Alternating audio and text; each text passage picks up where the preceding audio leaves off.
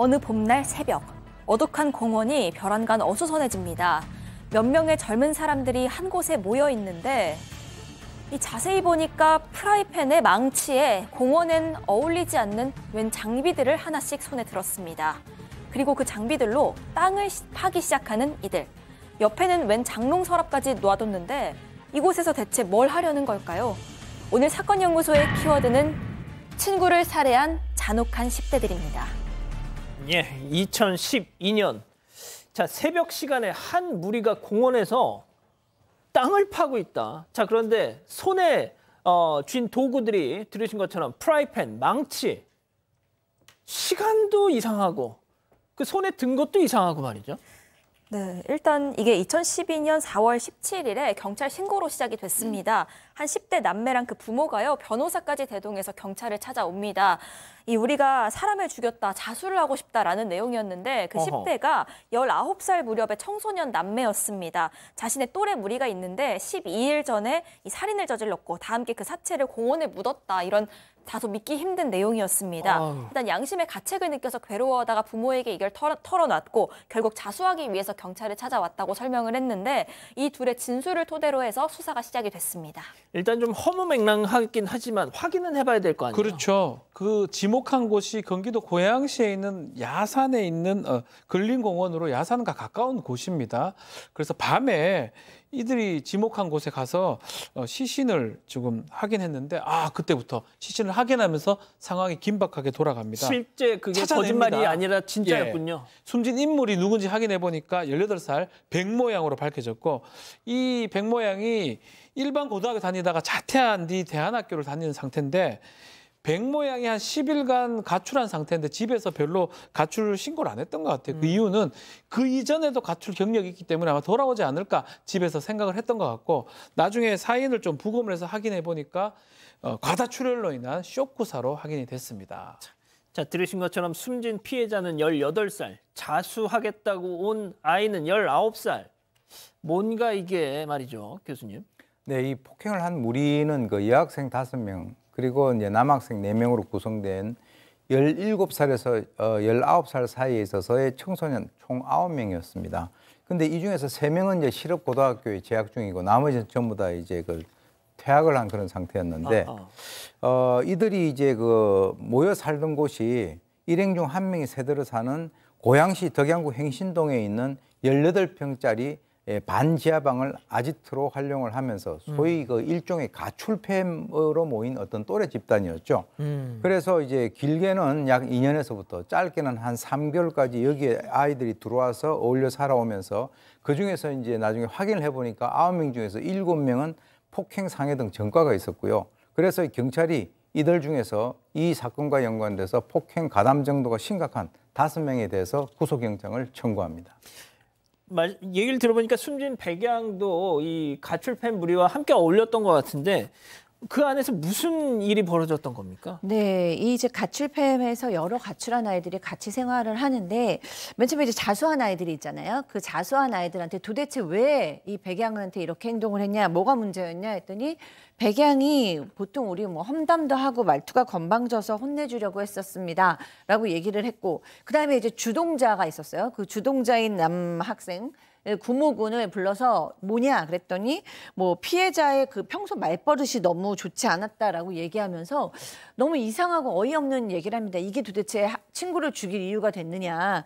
여자친구가 있는 남자 학생한테 고백을 했다는 거예요. 그러니까 이미 여자친구가 있는 남학생을 보고 나도 너 좋아했어 라고 고백을 하자 그걸 보고 혼내줘야겠구나 라고 생각을 해서 이 일이 벌어졌다고 합니다.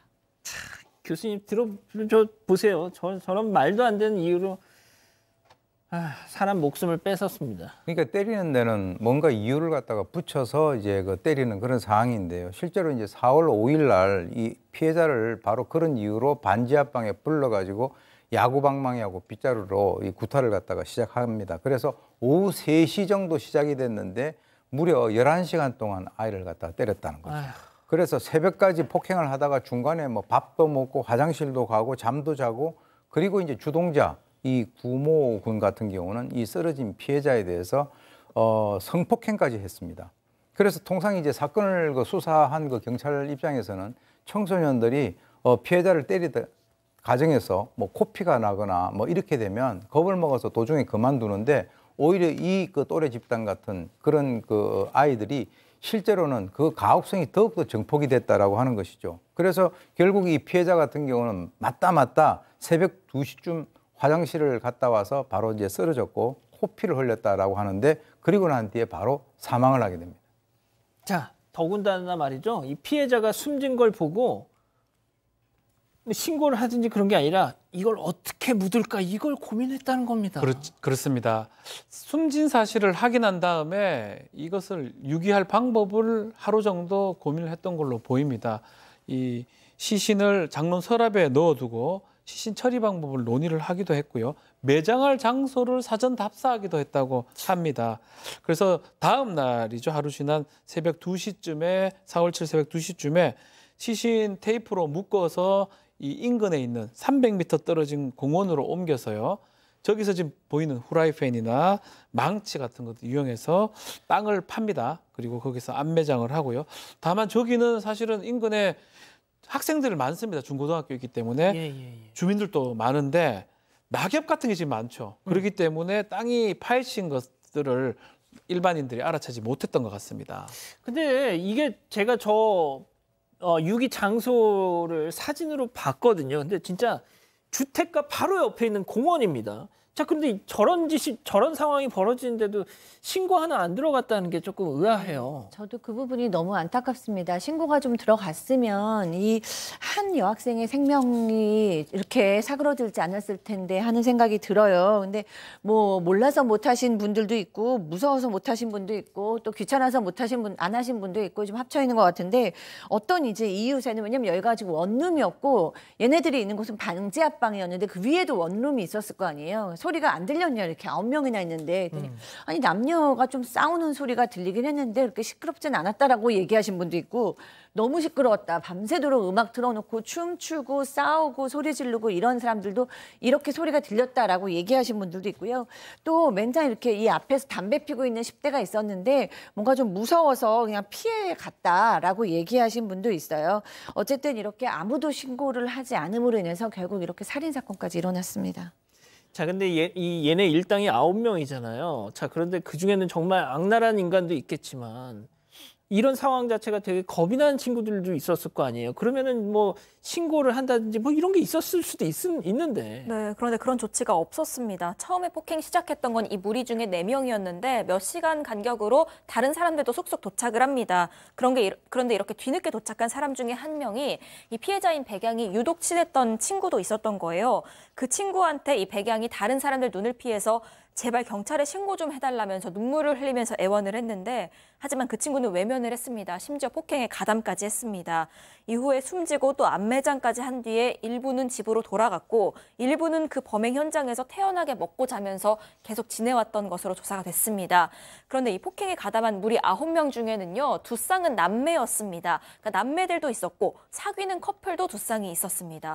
또 심지어는 이들 가운데서 3개월도 안 된 임신부도 있었고요. 출산한 지 3달이 안 된 산모도 포함돼 있어서 충격을 더 줬습니다. 이들은 현장 검증도 태연하게 진행을 했습니다.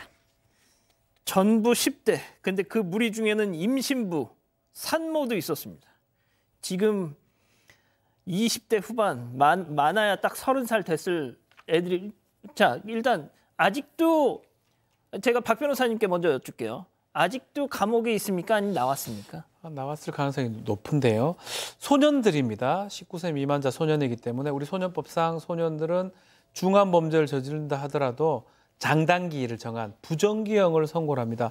주동자가 이 구모군인데 구모군 같은 경우는 10년, 장기, 단기 5년을 선고를 받았습니다. 나왔네요, 그럼. 나왔다고 봐야 되겠죠. 장기라고 하더라도.